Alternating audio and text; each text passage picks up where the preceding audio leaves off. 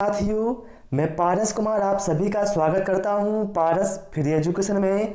आज इस क्लास में हम शिक्षक भर्ती स्पेशल पर्यावरण अध्ययन के टॉप 20 क्वेश्चन को पढ़ेंगे जो कि हर बार एग्जाम में पूछे जाते हैं। इसलिए आप सभी से रिक्वेस्ट है इस वीडियो को आप कंप्लीट अवश्य देखें।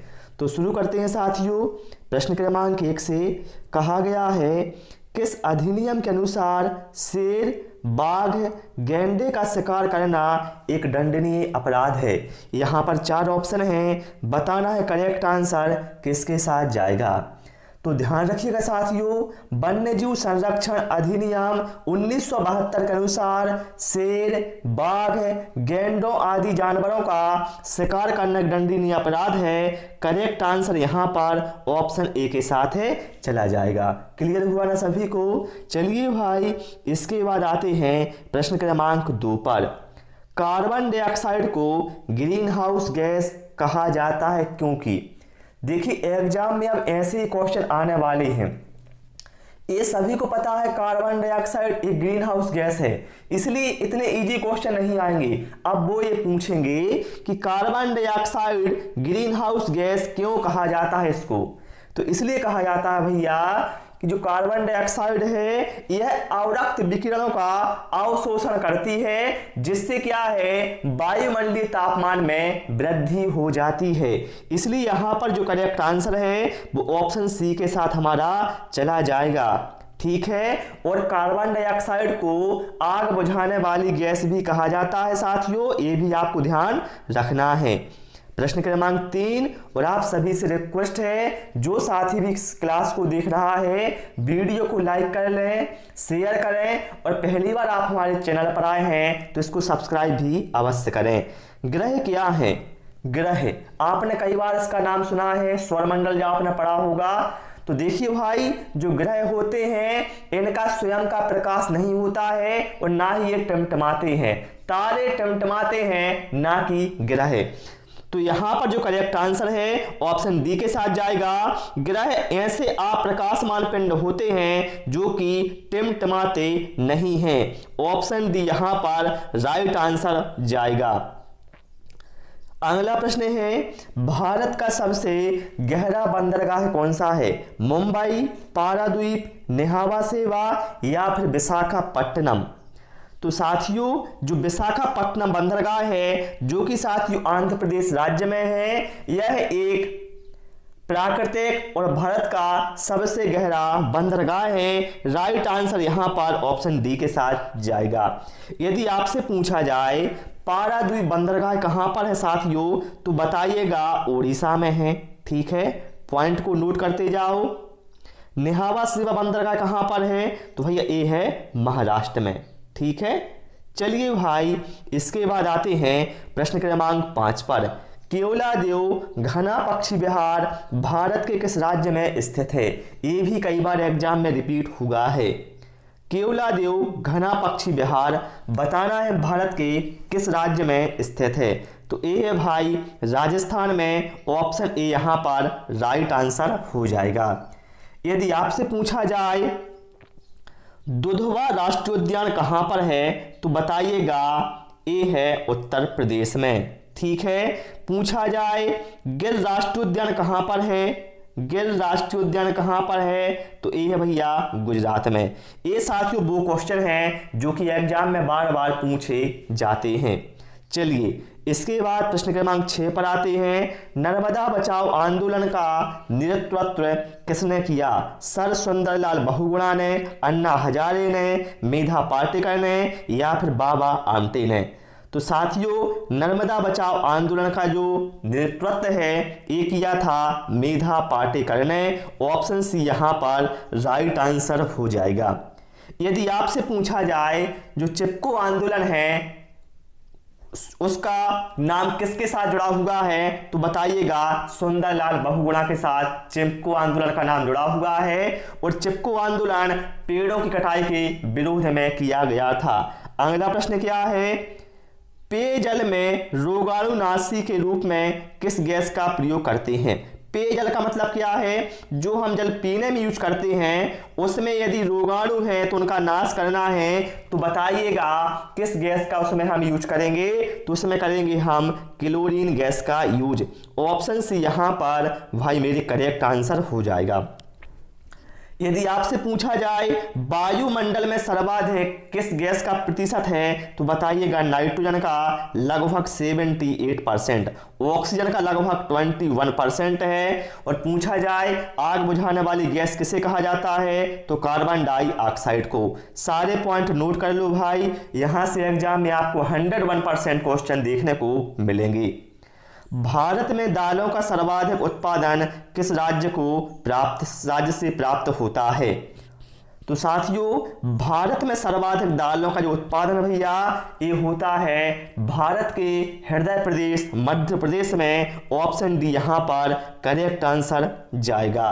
और साथियों मध्य प्रदेश में सबसे अधिक क्या है, टाइगर भी पाए जाते हैं, इसलिए इसको नाम दिया गया टाइगर स्टेट। ठीक है, चलिए इसके बाद आते हैं प्रश्न क्रमांक 9 पर। भूस्खलन की सर्वाधिक घटनाएं कहां पर होती हैं, मैदानी भागों में, पर्वतीय भाग के ढलानों में, समुद्री भागों में, या फिर रेगिस्तानी भागों में। अब देखिए यहां पर थोड़ा लॉजिक लगाइए, भूस्खलन कहां पर होगा भाई, ऐसे स्थानों पर होगा जहां पर जो पर्वतीय भाग होंगे, जो ढलान वाले क्षेत्र होंगे, वो क्या है फिसल कर नीचे आ जाते हैं, उसी को नाम दिया गया है भूस्खलन। तो यहां पर करेक्ट आंसर हमारा ऑप्शन बी के साथ भाई चला जाएगा। कोई डाउट तो नहीं किसी को, क्लियर है ना सभी को। चलिए भाई इसके बाद प्रश्न क्रमांक 10 पर आते हैं। और आप लोग हमारा टेलीग्राम ग्रुप भी ज्वाइन कर लें, जिससे आपको हर वीडियो का नोटिफिकेशन समय पर मिल सके। विश्व पर्यटन दिवस कब मनाया जाता है, बताएंगे आप लोग, क्या होगा यहाँ पर राइट आंसर। साथियों जो विश्व पर्यटन दिवस है ये मनाया जाता है 27 सितंबर को। ऑप्शन ए यहाँ पर राइट आंसर होगा। यदि आपसे पूछा जाए विश्व मृदा दिवस कब मनाया जाता है, क्या है विश्व मृदा दिवस कब मनाया जाता है, तो बताइएगा 5 दिसंबर को मनाया जाता है।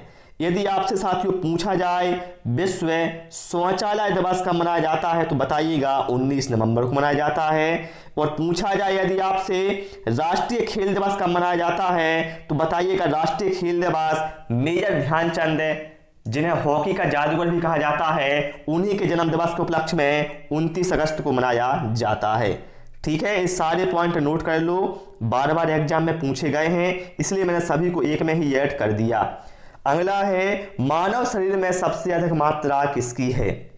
जो साथियों हमारा शरीर है, हमारी बॉडी है, इसमें सर्वाधिक मात्रा होती है ऑक्सीजन की, लगभग 65%। ठीक है, हम अपनी बॉडी की ही बात कर रहे हैं। लेकिन जब वायुमंडल में बात की जाए कि वायुमंडल में ऑक्सीजन का परसेंट कितना है, तो बताइएगा लगभग 21% है। ठीक है, इससे थोड़ा कम है।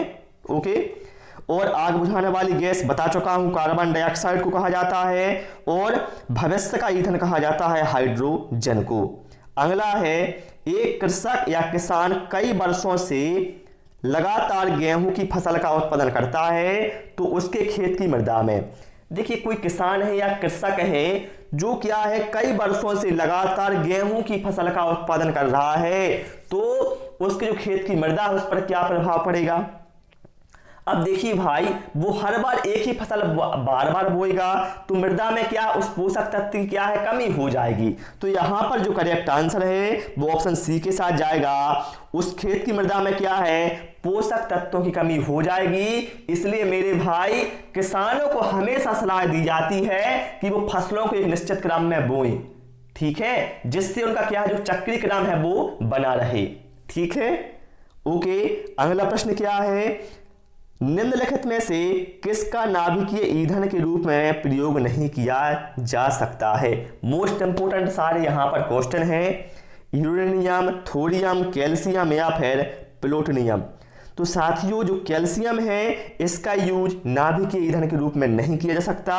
बाकी यहां पर आप जो देख रहे हैं यूरेनियम, थोरियम और प्लूटोनियम, इन सभी का नाभिकीय ईंधन के रूप में यूज होता है। अगला है, और आप सभी लोग भी सारे प्रश्नों के आंसर कमेंट बॉक्स में कमेंट करते जाएं, जिससे आपको पता चल सके आखिर आपकी तैयारी कैसी है।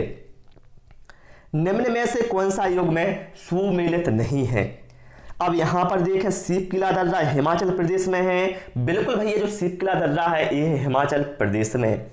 लिपुलेख दर्रा कहां पर है? अरुणाचल प्रदेश में है। नहीं मेरे भैया, जो लिपुलेख दर्रा है ये है उत्तराखंड में। ठीक है, तो यहां पर हम कह सकते हैं जो ऑप्शन बी है ये सुमेलित नहीं है, जो कि हमारा करेक्ट आंसर हो जाएगा। बाकी आप इसको भी ध्यान रखना, नाथुला दर्रा सिक्किम में है, बिल्कुल राइट है, और जोजिला दर्रा जम्मू कश्मीर में है। ठीक है, अगला है, निम्नलिखित युक्तियों में से किसके द्वारा भूकंप की तीव्रता का मापन किया जाता है? आप सभी को पता है भूकंप क्या है, प्राकृतिक आपदा है, और भूकंप की जो तीव्रता भैया इसका मापन होता है रिएक्टर स्केल पर या फिर सीस्मोग्राफ के द्वारा। राइट आंसर यहां पर ऑप्शन ए के साथ जाएगा। यदि आपसे पूछा जाए भूकंप का अध्ययन क्या कहलाता है, तो बताइएगा भैया सीस्मोलॉजी कहलाता है भूकंप का अध्ययन।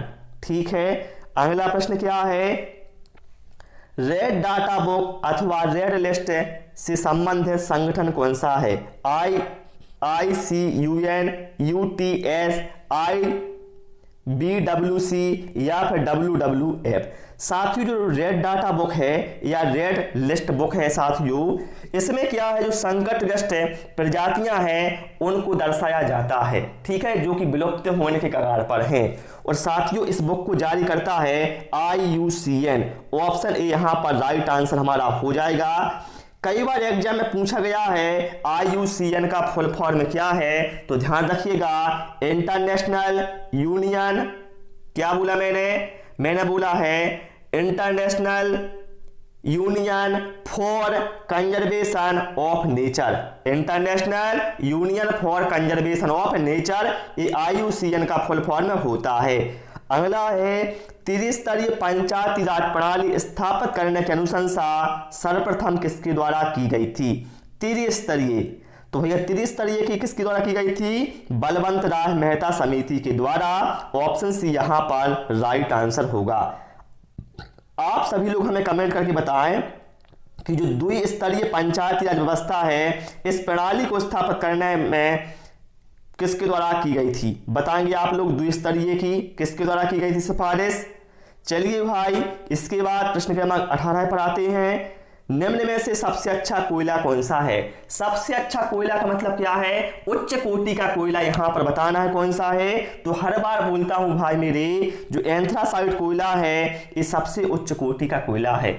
इसलिए मैं बोलता हूं आपसे, आप मेरी हर क्लास देखा करो। इससे क्या है, जो आपके क्वेश्चन भैया रट जाएंगे, आपको पढ़ने की आवश्यकता नहीं है। कोई भी क्वेश्चन आएगा आप उसे गोली मार दोगे सीधा, है ना। तो एंथ्रासाइट कोयला क्या है? सबसे अच्छा कोटि का कोयला होता है। और पूछा जाए सबसे निम्न कोटि का कोयला कौन सा होता है, तो बताइएगा पीट कोयला होता है। और भूरा कोयला के नाम से किसे जाना जाता है, तो बताइएगा लिग्नाइट को जाना जाता है। एक क्वेश्चन से आपको 3 क्वेश्चन कंप्लीट यहां पर हो रहे हैं। ठीक है, इसलिए बोलता हूं हर वीडियो को देखा करें। अगला है, भारत में हीरे की खानें कहां पर हैं? तो भैया भारत में जो हीरे की खानें हैं ये है मध्य प्रदेश के पन्ना में। ऑप्शन सी यहां पर हमारा करेक्ट आंसर जाएगा। क्लियर, राइट है ना। चलिए अगला प्रश्न है, और यदि आपको कोई डाउट रहता है या कोई सजेशन है, आपका कोई सुझाव है, तो वो भी आप कमेंट बॉक्स में हमें बता सकते हैं। बाकी आप वीडियो को लाइक करें, शेयर करें, चैनल को सब्सक्राइब करें, ये बहुत अच्छी बात है। दूध से क्रीम निकालने में कौन सा बल लगता है? तो साथियों, दूध से क्रीम को निकालने में अपकेंद्रीय बल लगता है। ऑप्शन ए यहां पर करेक्ट आंसर होगा। पूछा जाए दूध में कौन सा अम्ल पाया जाता है, तो बताइएगा लैक्टिक अम्ल पाया जाता है। तो प्यारे साथियों, इस क्लास में इतना ही। आपको हमारी क्लास कैसी लगी? क्लास पसंद आई वो सभी से रिक्वेस्ट है वीडियो को लाइक करें, शेयर करें। Thanks for watching this video.